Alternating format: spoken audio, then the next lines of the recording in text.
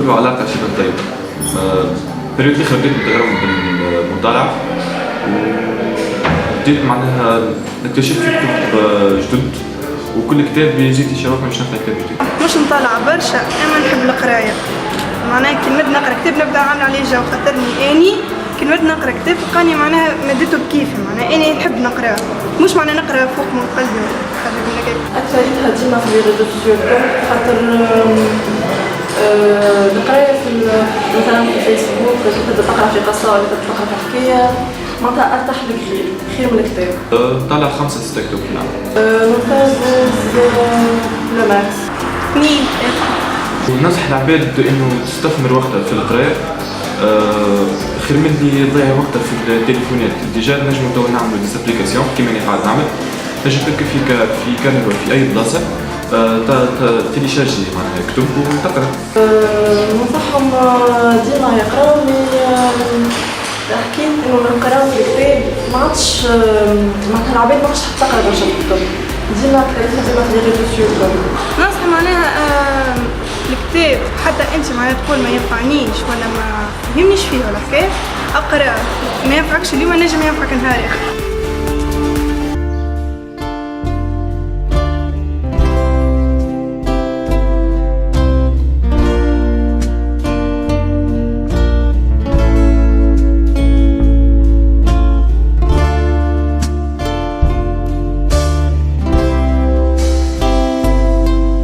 Toutes les études sur le développement économique et social montrent qu'il n'y a pas de vrai développement sans accès au savoir pour tous. C'est un besoin social et une nécessité économique. Avec la préservation de la diversité culturelle et la garantie des libertés fondamentales pour tous, ce sont les trois conditions nécessaires pour permettre l'avènement de citoyens libres, autonomes et engagés pour le développement. Le livre est le meilleur véhicule du savoir et maîtriser la lecture est donc un élément essentiel d'intégration à la société en même temps qu'un levier de développement et d'émancipation.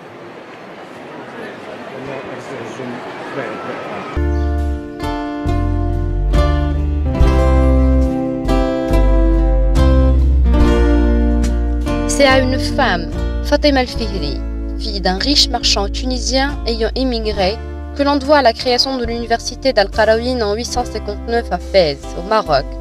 Sa bibliothèque, présentée comme la plus vieille du monde, renferme aujourd'hui plus de 24 000 ouvrages, ainsi qu'une collection de près de 4 000 manuscrits anciens. Parmi eux, se trouve un exemplaire unique du Coran datant de la fin du IIe siècle, rédigé à l'encre d'or, et un exemplaire de Kitab al-Ibar, livre des exemples, rédigé puis offert à l'université d'Al-Qarawiyyin par Ibn Khaldoun lorsqu'il s'installa à Fès. Ce traité de 304 pages a été inscrit en 2015 sur le registre mondial du patrimoine documentaire de l'humanité par l'UNESCO.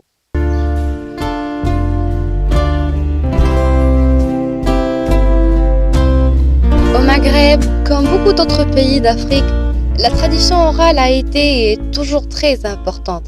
Les contes se transmettent de génération en génération, souvent par les parents ou les grands-parents ou par ce qu'on appelle les halqat. Le plus bel exemple de ce patrimoine oral est celui de la place Jemaa el-Fna à Marrakech, qui est devenu en l'an 2000 patrimoine mondial de l'humanité sous l'égide de l'UNESCO.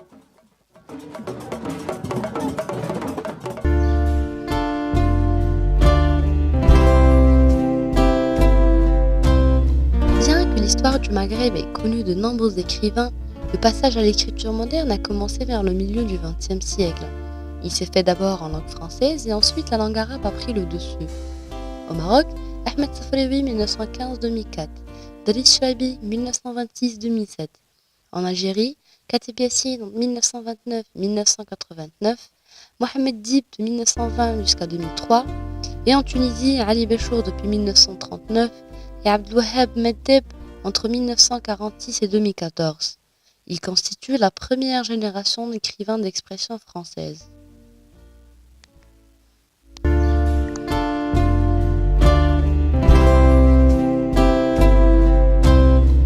Selon les chiffres de l'Institut des statistiques de l'UNESCO en 2013, la Libye est leader au Maghreb avec un taux d'alphabétisation de 89,5% pour les adultes, suivi par la Tunisie 79,1%, l'Algérie 72,6%, le Maroc 67,1% et enfin la Mauritanie 58,6%.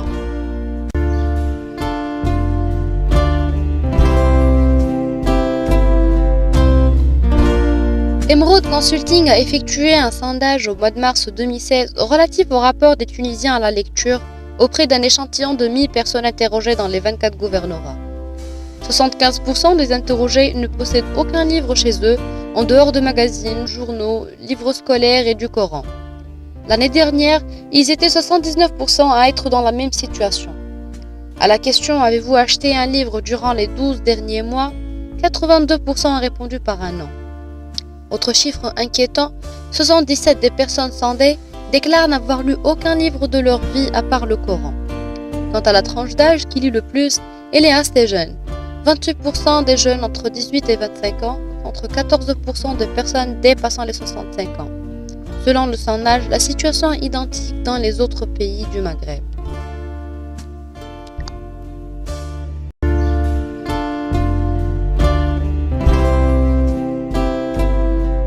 Nadia Salmi a fondé la première maison d'édition marocaine spécialisée dans la littérature jeunesse en 1998, Yomad. Nous lui avons posé la question lors du salon du livre de Casablanca de 2018 à propos des ateliers qu'elle organise aux enfants tous les dimanches matins. Oui, alors ça, c'est justement une fierté pour moi. Pourquoi ? Parce que nous, les éditeurs, on se plaint toujours de ne pas avoir de lecteurs. Et on dit toujours que le Marocain ne lit pas, ce qui est faux, archi faux, parce que on ne fait rien aussi pour développer la lecture. C'est ça le problème. Donc on est derrière notre bureau, on fait les livres évidemment, on fait même de beaux livres, mais que faisons-nous pour rapprocher le lecteur du livre ? Et moi, je pense que nous ne sommes pas encore au stade où le lecteur va vers le livre. Il faut prendre le livre et aller vers le lecteur.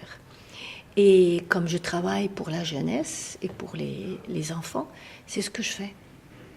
Et donc je vais tous les dimanches matin, de 11h à 13h, je vais aller à la rencontre des enfants pour faire des séances de lecture.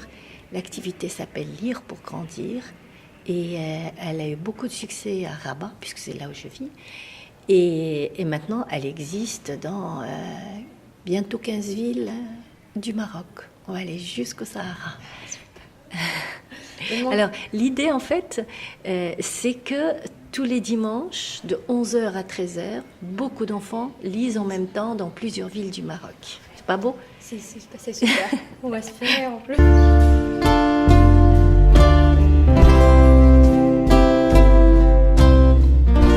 Pour cerner les obstacles que rencontre le livre et la lecture publique, nous avons posé ces quelques questions à Kenza Sfrewi qui vient de sortir un livre au titre de « Le livre à l'épreuve, les failles de la chaîne au Maroc ». Le principal obstacle justement à la circulation du livre et des idées, c'est le fait que le marché du livre est très mal structuré, très fragile d'un bout à l'autre au niveau des éditeurs et au niveau des libraires. Et la chaîne du milieu, qui est la chaîne de la distribution, est tenue par des multinationales qui font leur chiffre d'affaires sur le marché du scolaire, sur le livre importé, donc à des prix beaucoup plus chers, et sur la presse. Et donc du coup, le livre de littérature générale, donc les romans, la poésie, le théâtre, les essais, publiés au Maroc ou dans les différents pays du Maghreb, puisque la problématique est la même dans nos trois pays, finalement ne les intéresse pas. Donc le livre peine à atteindre le lecteur. Le deuxième grave problème, c'est l'absence de politique publique pour le développement de la lecture publique. On a un ministère qui a un budget extrêmement faible et qui n'a pas forcément les moyens ou la conscience de l'urgence de développer et de densifier le réseau de bibliothèques. Parce que si vous n'avez pas de bibliothèque, vous ne pouvez pas créer un public de lecteurs. Aujourd'hui, nous avons moins de 600 bibliothèques publiques dans tout le Maroc pour un pays de 34 millions d'habitants. Donc je vous laisse faire le calcul du nombre de personnes par bibliothèque. C'est vraiment pas du tout un encouragement à la lecture publique. Il y a des écoles qui n'ont pas de bibliothèque, ou il y a des bibliothèques qui sont inadaptées au public des enfants, ce qui fait que même si on a eu une massification de l'enseignement, et donc du public potentiellement lettré et potentiellement acheteur de livres et lecteurs, eh bien, on rate le coche, parce que quand ils sortent de l'école, comme on leur a pas transmis ni le goût, ni la familiarité avec le livre, ni le goût surtout de la lecture plaisir, parce que le livre, ils le fréquentent au cours de leurs études, mais à des fins d'études, à des fins documentaires, et bien du coup, une fois qu'ils sont libérés de ces contraintes, ils n'ont plus besoin de lire, et du coup, si vous vendez des centaines de milliers de livres scolaires, et bien pour le livre de littérature générale, et bien vous êtes à des tirages de quelques milliers. Un best-seller au Maroc, c'est 2000 exemplaires. Un tirage moyen, c'est 1000, 1500 exemplaires.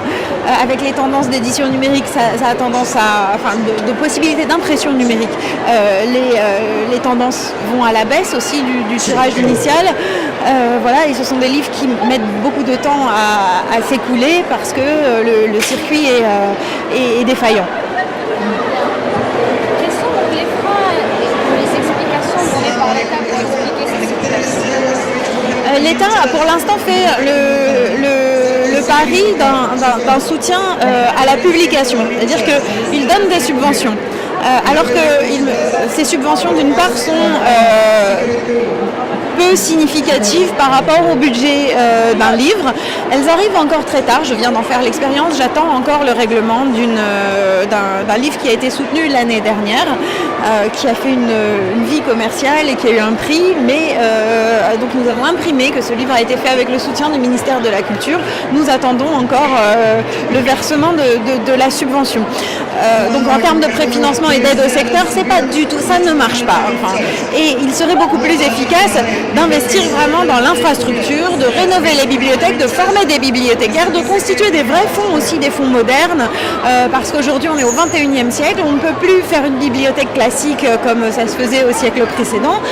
Il faut intégrer les nouvelles technologies, il faut intégrer différentes langues, parce que il faut donner à nos concitoyens des ouvertures sur le monde. Maintenant, le ministère invoque des difficultés budgétaires. Est-ce que ce sont les seuls? Voilà. Et un autre aspect sur lequel le ministère est insuffisamment présent, c'est l'aspect législatif, parce que il devrait mettre en place un dispositif qui permette d'encadrer le secteur du livre. Aujourd'hui, les professionnels, ça fait des années qu'ils demandent une loi sur le prix unique du livre, comme ça a pu être voté en France notamment, mais aussi dans d'autres pays du monde, parce que l'intérêt de la loi sur le prix unique du livre permet de plafonner les remises. Ce qui fait que, en ce qui concerne les marchés publics qui sont un bol d'air pour toute la chaîne du livre, ça permettrait aux librairies indépendantes d'avoir accès à ces ressources-là, alors qu'aujourd'hui elles sont complètement disqualifiées par les remises beaucoup plus importantes que peuvent consentir des structures de distribution qui sont énormes et qui peuvent tout à fait jouer sur les marges. Donc forcément, encadrer à ce niveau-là, ça serait vraiment simple parce que ça éviterait des situations de concurrence déloyale. Et enfin, une lutte beaucoup plus active sur le piratage, qui est une forme en train de se développer dans les pratiques, voilà, dans les usages. Et ça, c'est un vrai problème parce que ça entrave aussi le développement et la consolidation de l'économie des librairies qui, elles, payent des charges, payent des loyers, payent un personnel formé et se retrouvent mises en concurrence par des pirates qui payent ni les droits d'auteur, qui sont installés sur le trottoir, qui en plus diffusent des livres de très mauvaise qualité et qui ne diffusent que des best-sellers. C'est-à-dire que si en plus ils fragilisent la chaîne des librairies, ils ne promeuvent pas la bibliodiversité et la diversité de ce qu'on attend de trouver dans une librairie. De nombreuses initiatives de la société civile œuvrent pour inciter les États à multiplier leurs efforts en vue de la promotion du livre et de la lecture publique. On peut citer le travail du réseau de lecture au Maroc, qui incite les jeunes à lire et qui leur donne la parole, ou encore l'expérience de la caravane du livre qui parcourt le sud marocain depuis plusieurs années. Le but est de développer un esprit critique en facilitant le contact entre les jeunes ruraux et les auteurs, les artistes et les journalistes des centres urbains.